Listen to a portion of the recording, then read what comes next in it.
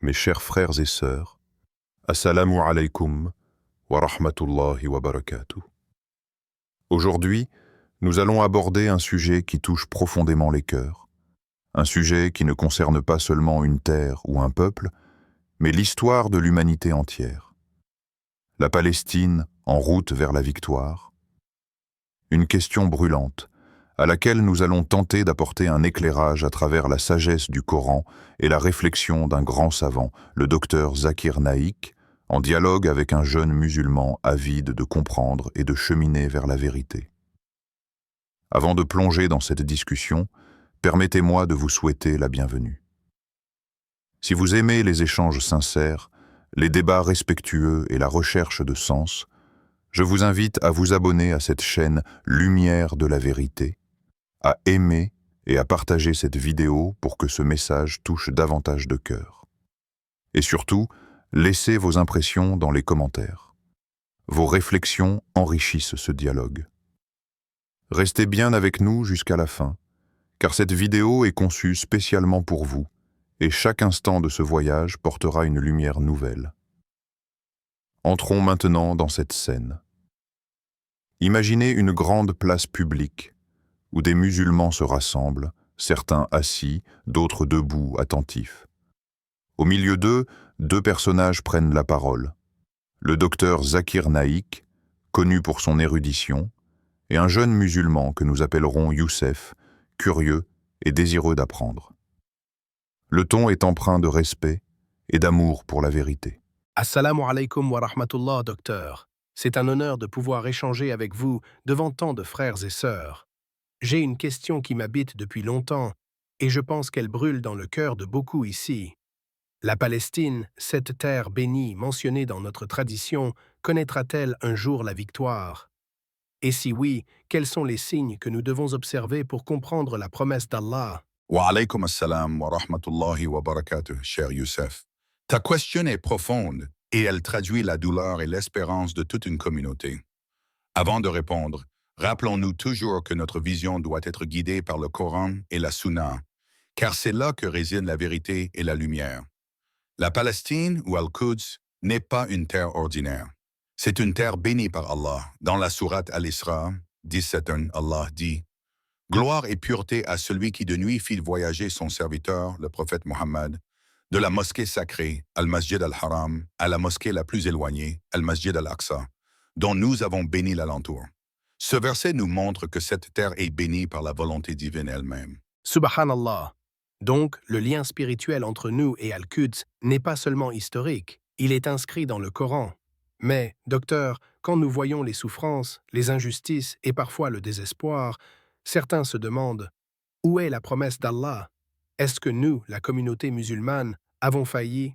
C'est une interrogation légitime, Youssef. Mais souviens-toi, Allah, dans le Coran, nous rappelle que la victoire ne vient pas sans épreuve. Dans la sourate Al-Baqarah de 214, Allah dit « Pensez-vous entrer au paradis alors que vous n'avez pas encore subi les épreuves de ceux qui vécurent avant vous?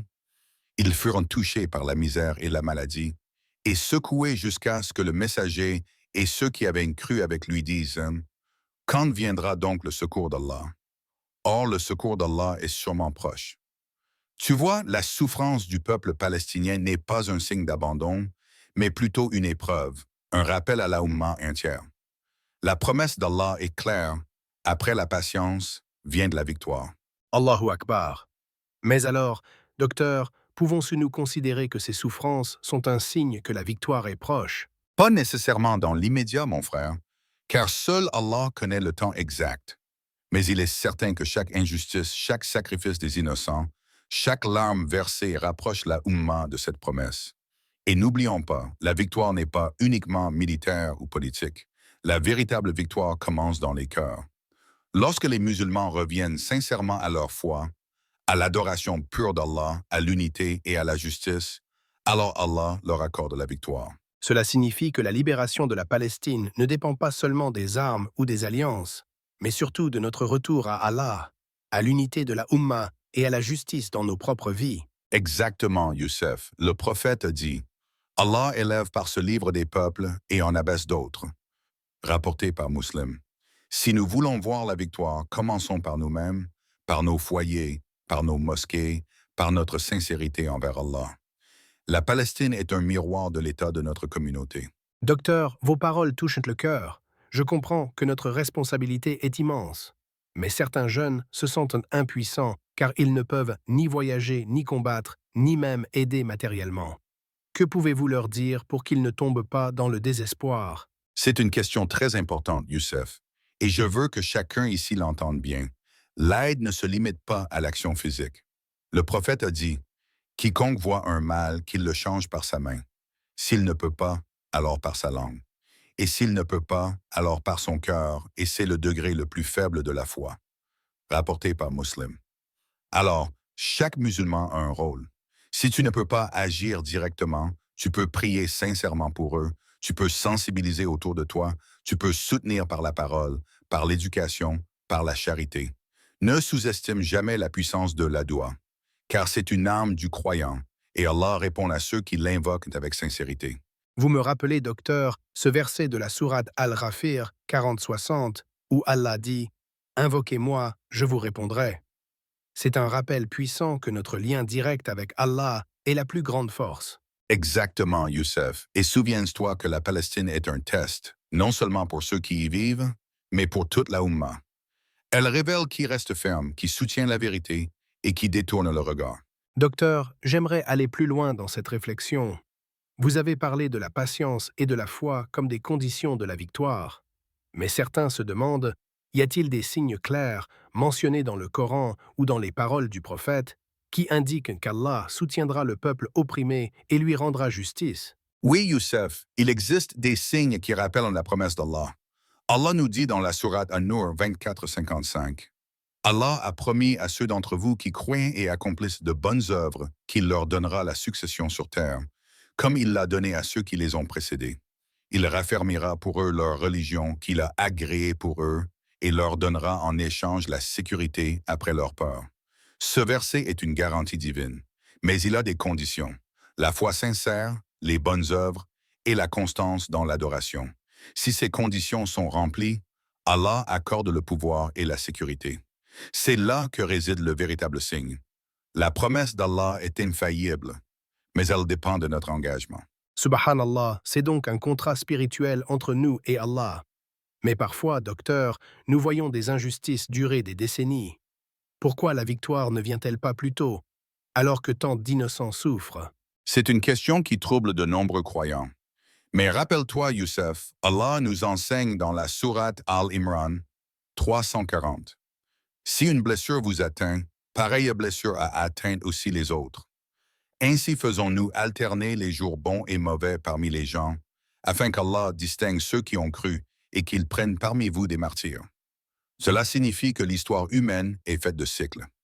Les victoires et les défaites alternent, mais Allah utilise ces moments pour éprouver la sincérité des croyants, pour purifier leur cœur et pour élever certains au rang de martyrs. La durée de l'épreuve fait partie du plan divin.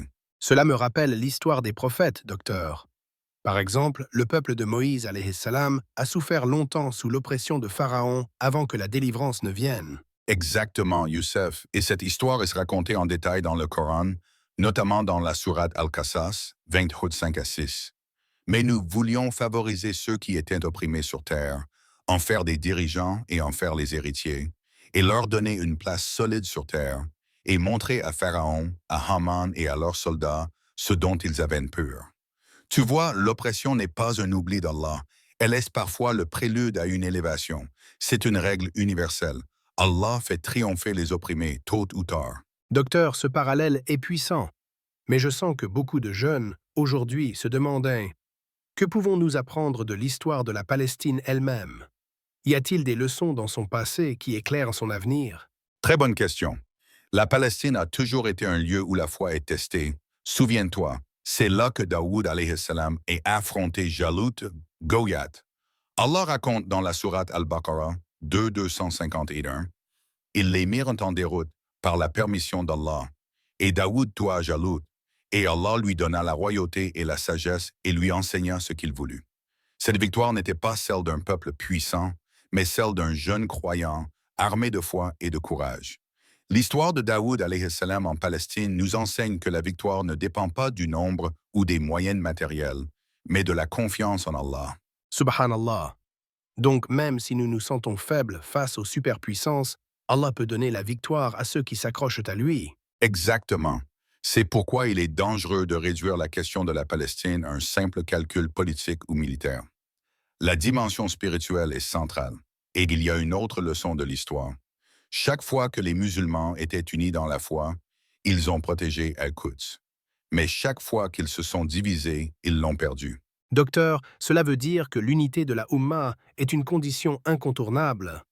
Mais certains disent que l'unité est impossible aujourd'hui, avec toutes nos différences culturelles, politiques ou doctrinales. C'est un défi, Youssef, mais ce n'est pas impossible. Allah nous appelle à cette unité. Dans la sourate Al-Imran 303, il dit « Et cramponnez-vous tous ensemble au câble d'Allah et ne vous divisez pas. » Le câble d'Allah, c'est le Coran et la Sunna. Nos différences culturelles ne sont pas un obstacle si nous revenons tous à ce fondement. Regarde l'époque de Salah ad-Din al-Ayyubi, par exemple. La Ummah était dispersée, affaiblie. Mais lorsqu'il a rappelé les musulmans à l'adoration, à la justice, et qu'il a uni leur cœur autour de l'islam, Allah lui a accordé la victoire et la libération de Jérusalem. Allahu Akbar. L'histoire de Salah ad-Din inspire toujours. Mais docteur, certains jeunes se découragent en voyant que les grandes puissances soutiennent l'injustice. Comment garder espoir face à ce déséquilibre mondial? C'est là qu'intervient la foi en l'invisible, Youssef. Allah nous dit dans la sourate Al-Anfal 8:46, « Obéissez à Allah et à son messager, et ne vous disputez pas, sinon vous fléchirez et perdrez votre force. Soyez endurants, car Allah est avec les endurants. » La force d'un musulman n'est pas mesurée par ses armes, mais par son endurance et son obéissance. Même si le monde semble injuste, souviens-toi que le monde appartient à Allah. Les empires s'élèvent des tombes, mais la promesse d'Allah demeure. Docteur, vos paroles donnent de l'espoir. Mais permettez-moi une question plus personnelle. Comment un jeune musulman peut-il, dans sa vie quotidienne, participer à cette grande cause sans se sentir écrasé par son impuissance? C'est une question essentielle. Chacun d'entre nous doit commencer par son propre cercle. Étudie le Coran et transmets-le autour de toi. Éduque ta famille, inspire tes amis. Participe à des projets d'aide humanitaire, même modestes. Reste ferme dans ta prière, car c'est ton lien direct avec Allah. Et surtout, garde la Palestine dans tes invocations quotidiennes. N'oublie jamais, Youssef, les grandes victoires commencent par de petites actions sincères. Peut-être qu'un doigt que tu fais seul, la nuit, sera la cause de la miséricorde d'Allah sur une nation entière. Subhanallah, vos paroles me rappellent ce hadith. Les croyants, dans leur amour, leur miséricorde et leur compassion mutuelle, sont comme un seul corps. Si un membre souffre, tout le corps réagit par l'insomnie et la fièvre. Rapporté par Bukhari et Muslim.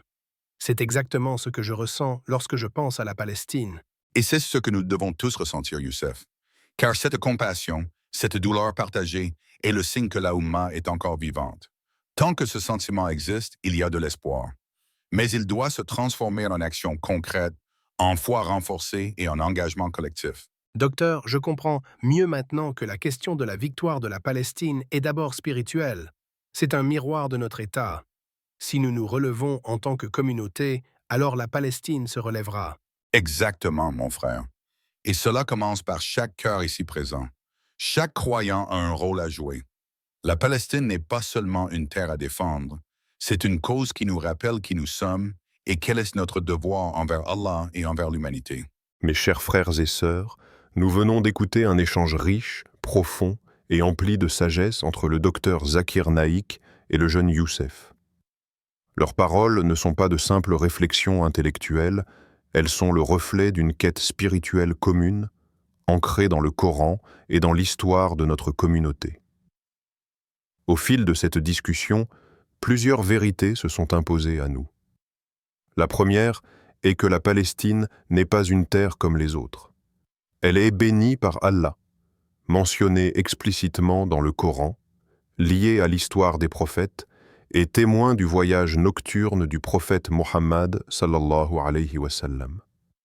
Elle incarne un héritage sacré et une responsabilité collective. La deuxième vérité, c'est que la victoire promise par Allah ne vient pas sans condition. Le Coran est clair. La foi sincère, la patience, les bonnes œuvres et l'unité de la communauté sont les clés. Le docteur Zakir Naik nous a rappelé que la Palestine est le miroir de notre État. Si la Oumma est divisée, affaiblie spirituellement, alors Al-Quds reste entre les mains de l'injustice. Mais si nous revenons sincèrement à Allah, à son livre, à l'adoration pure, alors la promesse de la victoire devient une réalité inévitable. La troisième vérité, c'est que la souffrance et l'oppression ne sont pas des signes d'abandon. Elles font partie du plan divin. L'histoire de Moïse alayhi salam et de son peuple face à Pharaon, l'histoire de Daoud alayhi salam face à Jalout, et même l'histoire de Salah ad-Din al-Ayyubi nous enseignent toute la même chose. Allah élève les opprimés et accorde la victoire à ceux qui placent leur confiance en lui. La patience et l'endurance précèdent toujours le triomphe. La quatrième vérité que Youssef a bien soulignée est que chacun d'entre nous a un rôle à jouer. Peut-être ne pouvons-nous pas agir directement sur le terrain, mais nous avons le pouvoir de prier, d'éduquer, de sensibiliser, de soutenir. Nos petites actions, faites avec sincérité, peuvent peser lourd dans la balance d'Allah. Une doua nocturne, une charité discrète, une parole de vérité peuvent changer le destin d'une nation. Et enfin, la cinquième vérité, peut-être la plus importante. L'amour et la compassion pour nos frères et sœurs opprimés doivent continuer à nous habiter. Le prophète nous a comparés à un seul corps. Si un membre souffre, tout le corps réagit. Ressentir cette douleur, partager cette peine, est le signe que la Oumma est encore vivante. Mais cette compassion doit se transformer en foi active, en action juste et en retour sincère vers Allah. Alors mes frères, mes sœurs, la question n'est plus seulement « la Palestine est-elle en route vers la victoire ?» La véritable question est « sommes-nous, nous-mêmes, en route vers le retour à Allah ?» Car sa promesse est claire. Allah ne change pas l'état d'un peuple tant qu'il ne change pas ce qui est en eux-mêmes. Sourate Ar-Ra'd 13-11. Avant de conclure, je vous invite à un moment de recueillement. Car il ne suffit pas d'écouter, il faut aussi agir. Et la plus grande arme du croyant est la doua. Joignons nos cœurs et nos voix, là où vous êtes, et élevons nos mains vers celui qui détient la victoire. Ô Allah, Seigneur des cieux et de la terre, toi qui es le juste, le miséricordieux, nous t'invoquons en ce moment. Ô Allah, accorde la patience à nos frères et sœurs opprimés en Palestine. Soulage leurs souffrances, protège leurs enfants, leurs femmes, leurs vieillards. Ô Allah, rends leur terre à la justice et à la paix, et accorde-leur la victoire contre l'injustice. Ô Allah, unis la Oumma autour de ton livre et de la Sunna de ton prophète. Purifie nos cœurs de la division, de la faiblesse et de l'indifférence. Accorde-nous la sincérité, la force et le courage d'être utiles à notre communauté et d'œuvrer pour la vérité. Ô Allah, fais de nous des croyants fermes dans leur foi, constants dans leurs prières, généreux dans leur charité, patients dans les épreuves. Accorde la libération à Al-Masjid al-Aqsa et rends à la Palestine sa dignité. Ô Allah, fais de nous des témoins sincères de la justice et de la miséricorde. Amin ya Rab al-Alamin. Mes chers frères et sœurs, si cette prière résonne en vous, joignez vos voix à la mienne.